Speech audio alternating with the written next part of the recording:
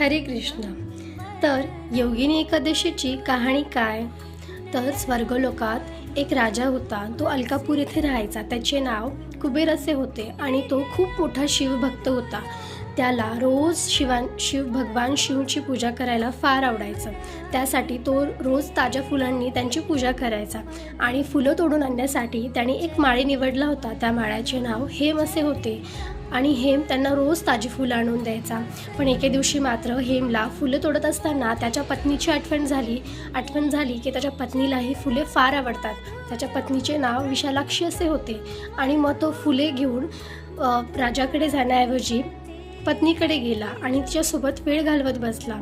मग इकडे राजा वाट बघत होते, पण दुपार झाली, हेम काही यायच ना. मग त्यांनी नौकरांना आदेश दिला आणि हेम का आला नाही याचे कारण शोधण्यास सांगितले.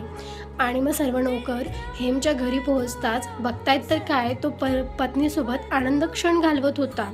हा सगळा प्रकार नौकरांनी राजाला सांगितला आणि राजा फार क्रोधित झाला. मग त्याने आदेश दिला की हेमला माझ्याजवळ घेऊन या. जसा हेम राजांसमोर आला तसा तो फार थरथर कापत होता, कारण की त्याला माहीत होतं की त्याने खोटं वागला आहे, चुकीचं वागलं आहे. मग तो लगेचच तिथे जाऊन उभा राहिला आणि राजांनी त्याला श्राप दिला की तू मृत्यूलोकात जाशील आणि कुष्ठरोगी होशील. मग हे ऐकताच हेम हा पृथ्वीलोकात आला आणि कुष्ठरोगी झाला. त्याची पत्नीही त्याला सोडून गेली. जंगलात तो भटकंती करत राहिला.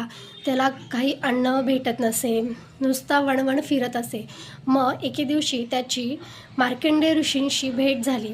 त्यांनी सर्व प्रकार मार्कंडेय ऋषीला सांगितला आणि मार्कंडेय ऋषींनी हे सर्व खरं आहे हे पटताच मार्कंडेय ऋषींनी त्याला सांगितले की तू तुझ्या जुन्या रूपात परत येशील, पण मी तुला एक उपाय सांगेल, तो तुला करावा लागेल. हे ऐकताच हेम फार खुश झाला आणि तो बोलला की हो, मला सांगा, जो काही उपाय असेल तो मी नक्कीच करेन. आणि मग त्यांनी सांगितलं की ज्येष्ठ कृष्ण पक्षातील एकादशी तुला करावी लागेल, ती म्हणजे योगिनी एकादशी. ही केल्यानंतर तुझे सर्व दुःख आणि आरोग्य सर्व काही व्यवस्थित होऊन जाईल. कित्येक तरी हजार ब्राह्मणांना जेवण घातल्या इतके पुण्य तुला मिळेल आणि तुझं जीवन आनंदी होऊन जाईल. तुझी पत्नीही तुझ्यासोबत येऊन राहील. मग त्याने हे व्रत केले आणि खरंच बघतोय तर काय, त्याचं जीवन हे आनंदमय झालं. त्याच्या पत्नीसोबत तो आनंदाने राहू लागला.